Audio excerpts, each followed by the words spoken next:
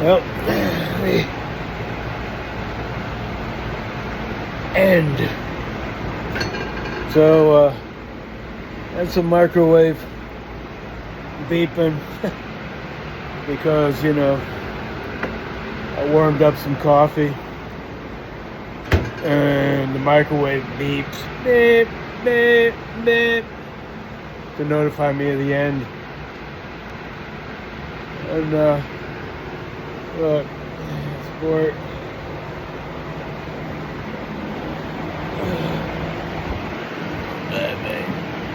Baby boy.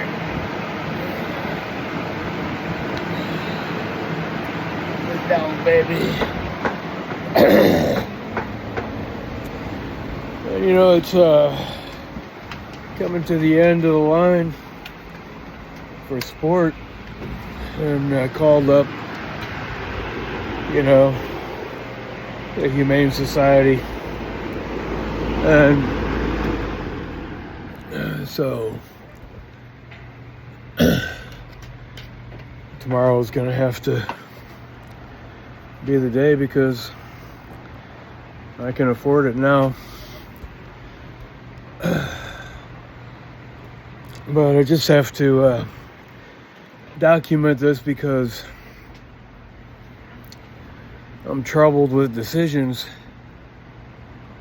about several things on how to proceed. And so one of them is, it would alleviate my troubled mind if I could just believe, like, maybe Sport got cancer or something and he's dying naturally. But a combination, I heard somebody yell and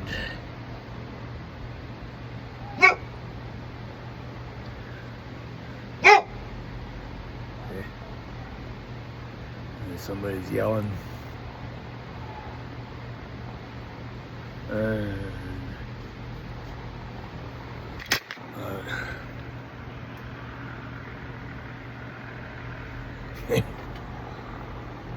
that's Rip. Rip is looking hard. I don't know what Rip knows. See? I don't know what's going on. But so I was gonna. I asked the vet who I have taken Sport to, for blood work and x-rays.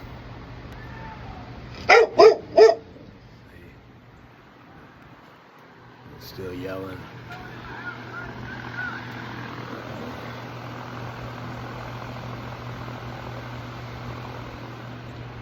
Well,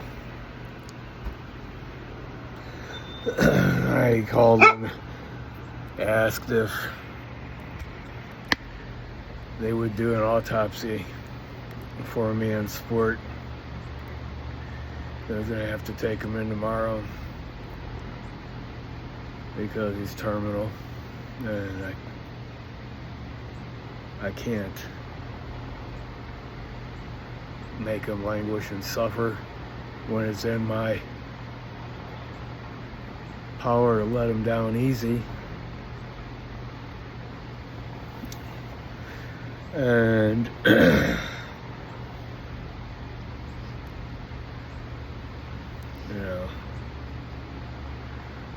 I did my best. But see, if he got shot, and if there was something, that his death has something to do with that pellet that the x-ray showed is in him,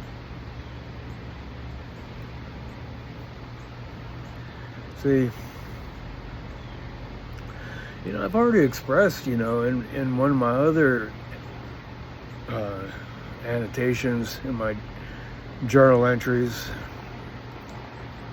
and I think about it all the time, like I think about putting up on my sign even that I'm gonna have to, like, talking to the person who shot Sport, I'm gonna have to not only kill you, but I'm gonna have to massacre your entire goddamn family because you shot my dog. And I will not only spill your blood into the soil,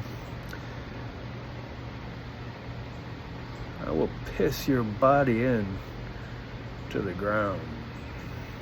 I'll water your dead body into the ground with my piss.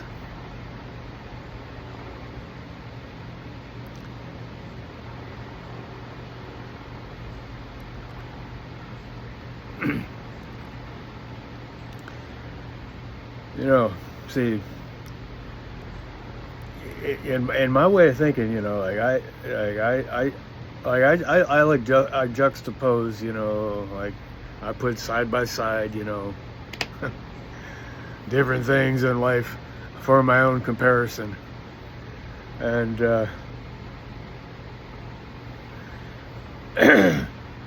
I can't help but think about other people that have suffered a lot more than their dogs getting shot and killed, or poisoned, or tortured. But people and their families that they love. Like, if you imagine, living in a war-torn area, like, say for example, like the Palestinians in Gaza, or the people in the Outer Banks of Ukraine,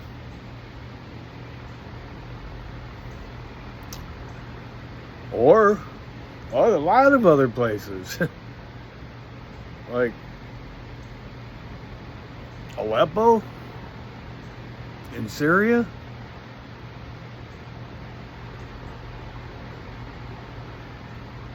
and last but not least, what's going on in America right now with these ICE agents coming in and shooting people, killing them.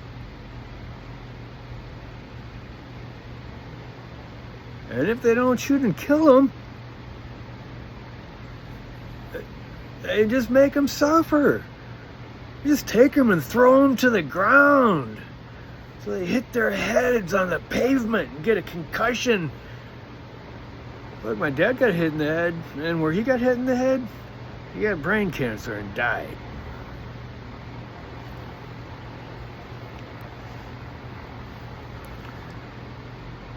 Before his time.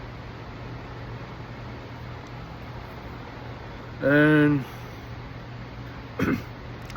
if I would massacre an entire family because of what one man did by shooting my dog, just think what somebody else would do if they watched their children get slaughtered before their eyes, or a family member, or a friend, or a loved one, like a spouse.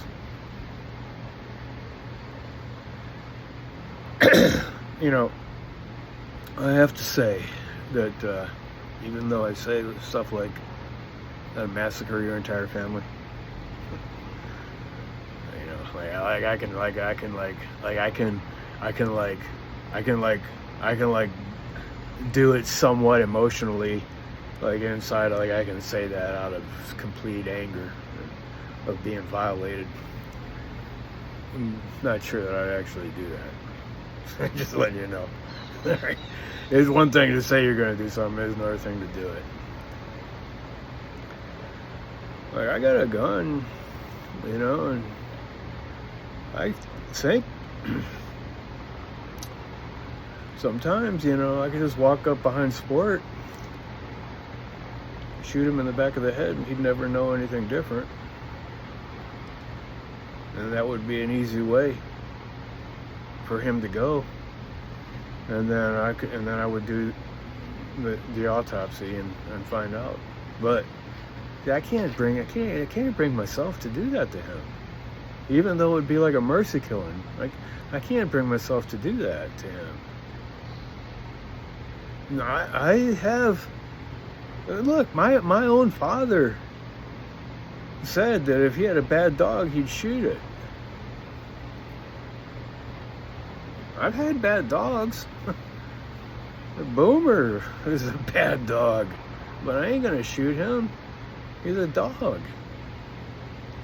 He doesn't know everything like he's supposed to be and do all the time. Just like people sometimes don't know everything they're supposed to be and do all the time. They can't be perfect. But yeah, I just want to say, you know,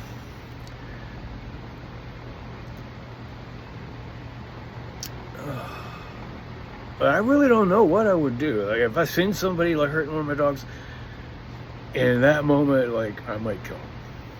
All right. But as far as, like, you know, premeditated murder for revenge, I'm not sure I would actually. I don't think I could do that.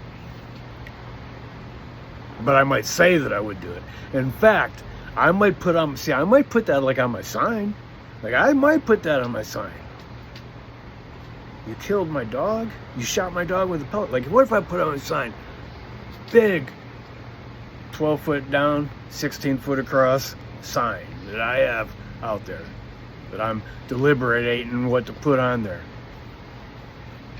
You shot my dog. If I would put a big letters on that big sign, you shot my dog with a pellet gun. And now, I'm not only going to have to kill you, I'm going to have to massacre your entire goddamn family. You know, just put that on my sign because the person who knows that they shot my dog with a pellet gun. So they live in fear. And I put on there, so when you go to sleep at night, make sure you lock your door.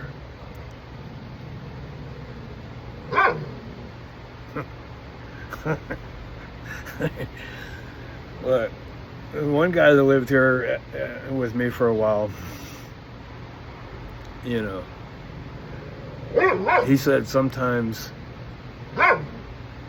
crazy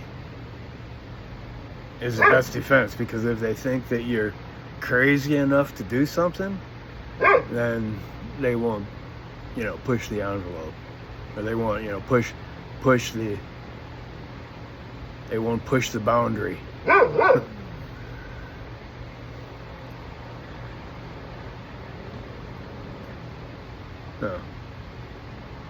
You know. There's a fine line between different states of consciousness.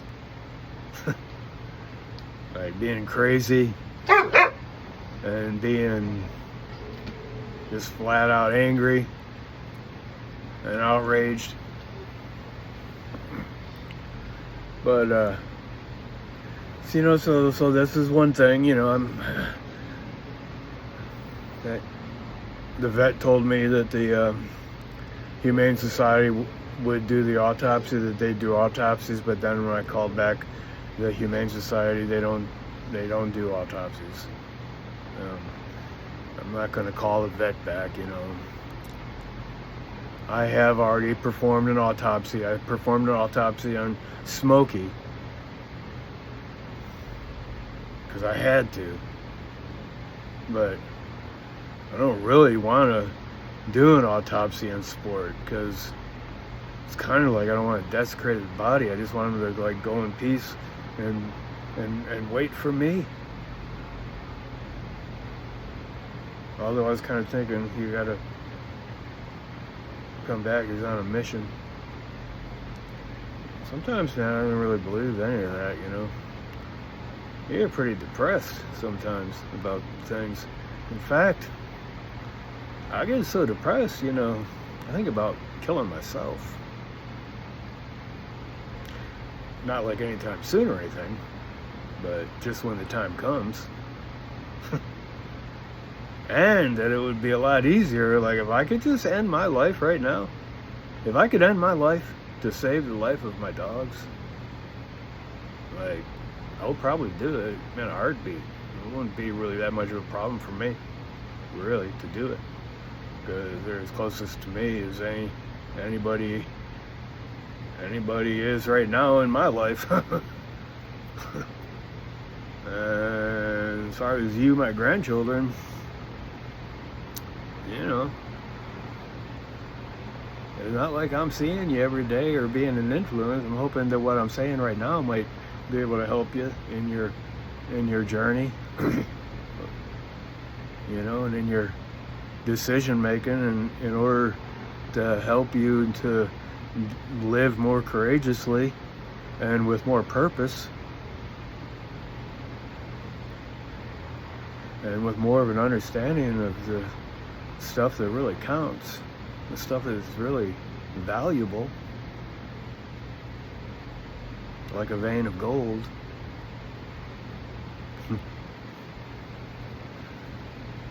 You know, you got veins of gold when you're hunting for gold in the ground and stuff, you know. And you got a heart of gold. Neil Young? Neil Young? Yeah, I think it's Neil Young. Yeah, Neil Young. He wrote a good song, Heart of Gold. But so, you know, that's one thing that I was thinking about is, you know, am I going to do an autopsy on Sport, or am I just going to try to believe that he's dying of natural cause and let it be? Because part of me says I have to know, and if I can't pay somebody to do the autopsy for me, then I'll have to do it myself. And I don't know if I'm going to do I have to bring him in. It's hard for me to even say that I got to bring him in tomorrow and put him down and bring him home and cut him open and look at his insides. You know, look at his stomach and see if it's filled with cancer. Or find out if there's anything inside one of his organs. Like what happened to him. Am I going to find out what happened to him? Am I going to look hard? Or am I just going to let it go?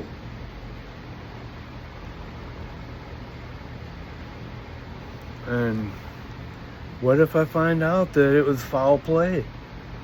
What if he got hit with a blowgun, a blow dart? What if there's a piece of metal that had poison on him, and I find that piece of metal inside of his spleen? Or what if that pellet was soaked in something, some kind of poison?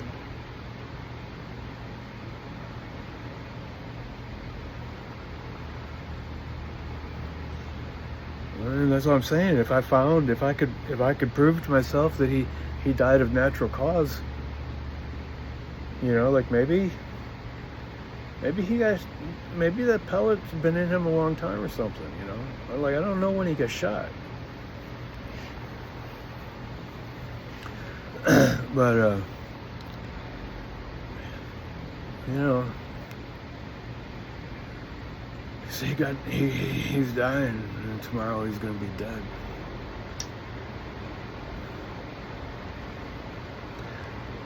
And it's hard for me to bear. Makes me think about dying myself. And makes me think about ending my own life. And it also makes me think about killing somebody else if they're responsible for him dying. Because, see, I always thought sport was going to be lit with me. Like, I know my dogs, all of them are going to die. You know, like I said, you know, at one time I had 21 dogs. Now I got 7. Tomorrow I'm going to have 6 alive.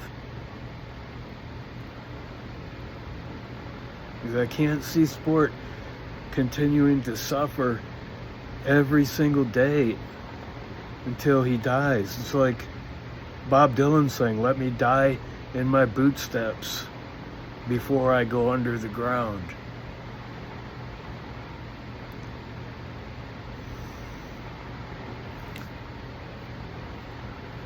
But, you know, it's important for you to know, for me to say in my documentary of my journal notes for you, my grandchildren, hopefully, because, you know, really, I think these are worth too much for me in passing, because I know that I'm passing, and I've known for a long time that I'm, you know, dispensable, not really worth a whole heck of a lot, not worth too much, but, you know, worth something, maybe, and worth as much as anybody else, but still not worth too much. I mean, even though I know that, that's why sometimes when I think about life and death, I feel like I would just rather die fighting for something that I believe in than die as a coward or a person with no purpose.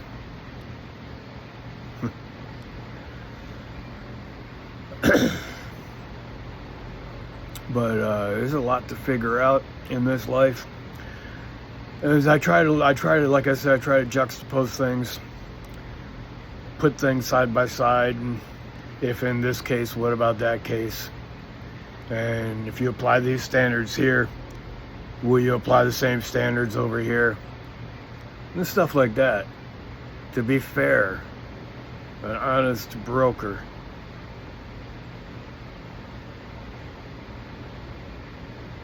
They say it's like somebody who just counts balls and strikes.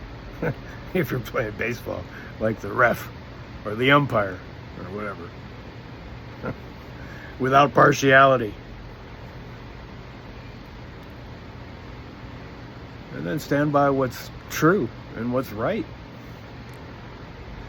But I don't know, I can't always be like that. No, look, so that's the first thing, you know. You know, like, I'm trying to figure out, you know, like, what am I going to put on my sign? You know, am I going to talk about dildos? Or if I'm going to put something out there, you know, about sport? Or now I'm thinking about, I'm watching this right here.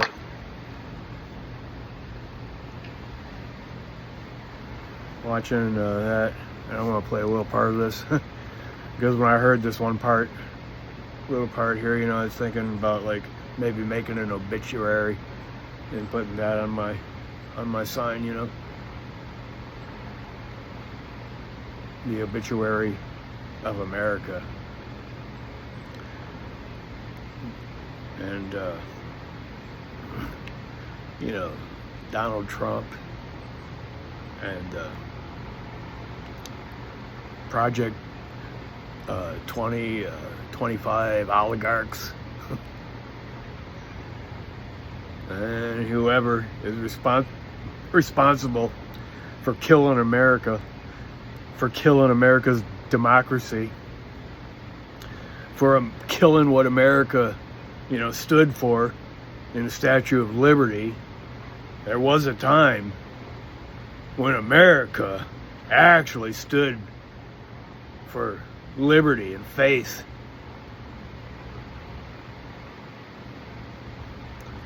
But That don't seem to be the case anymore. And faithless people don't believe that if you do the right thing, God will make a way. A lot of people don't even believe in God. So I know it's hard to believe in God sometimes, but if you are going to believe in God, you should at least believe in a God that is going to right the wrongs. But anyway, I'm going to see. I'm just going to play this one little part here. Twins. This evidence suggested the sisters had been transported in Keller's truck after being attacked, likely rendered unconscious or already deceased. The blood pattern indicated they had been placed on the passenger side floorboard, explaining why no one had reported seeing them in the vehicle. The arrest of Howard Keller forced Pike County to confront uncomfortable truths about community vigilance and the limitations of human perception. Here was a man who had lived among them for decades, participating in community life while harboring unimaginable secrets. He had watched Robert Martinez search tirelessly for his daughters, knowing exactly where they were hidden. He had observed Maria Martinez's daily vigil by the window, aware that her wait was in vain. The most terrifying aspect is how ordinary he seemed, noted Dr. Elizabeth Chambers, a criminal psychologist who consulted on the case. We want to believe we can identify dangerous individuals, that they somehow look or act differently. Howard Keller reminds us that the most effective predators are those who appear completely unremarkable. For the Martinez family, the arrest brought a complex mixture of emotions. Robert Martinez, now 87 and in failing health, was wheeled into the courtroom for Keller's arraignment, locking eyes with... He says, like, a lot of times predators are the most unremarkable persons. And there's this guy, Ted Bundy. He was a notorious predator who killed a lot of people. His name was Ted Bundy. I was in college when I was learning about all this. Back in the 80s. And yeah, he was a pretty slick guy. People trusted him and everything. He was a cold-hearted killer. Well, the thing is, with Donald Trump, see, I was thinking, people like him. See, a lot of people like him for some reason, and they don't see him as being a fraud and a counterfeit and an abuser. I mean, because he's been convicted of fraud and he's been convicted of abuse.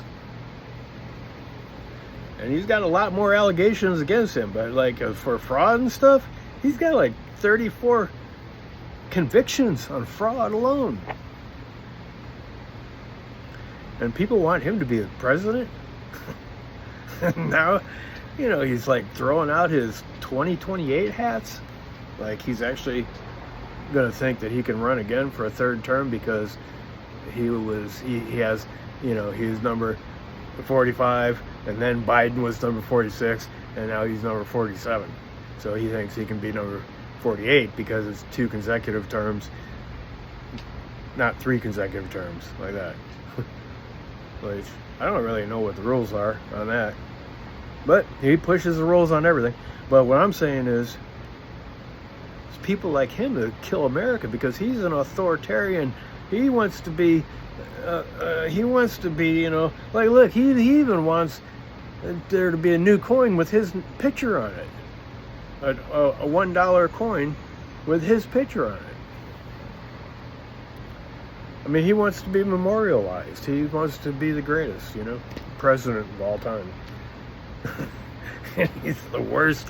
And he's actually the point person, like publicly, for the autocrats and oligarchs who want to take control of America, depreciate America, buy it all up, and be in control, and then have a bunch of slaves.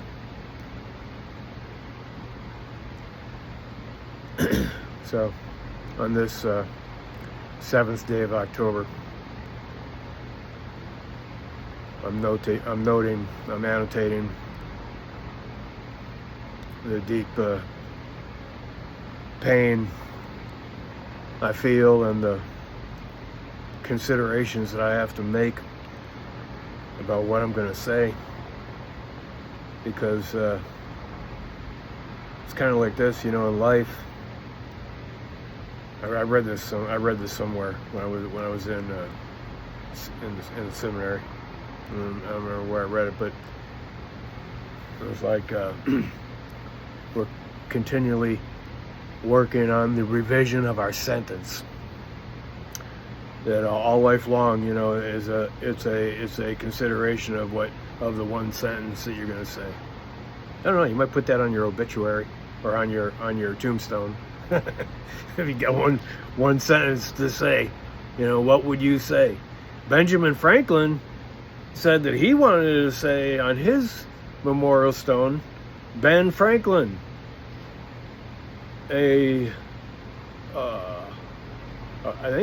printer, because that's where he got started. He's a printer of books. He didn't have to say the discoverer or inventor of electricity by flying a kite, okay, or anything like that. Or he's an inventor and he was a lot of things, okay, but he wanted to be known, Ben Franklin, the printer. If I think that was the word they used, I can't remember exactly. And I have to decide, what it is I'm going to put on my sign. It's a hard decision. Sometimes I think, I gotta keep it real.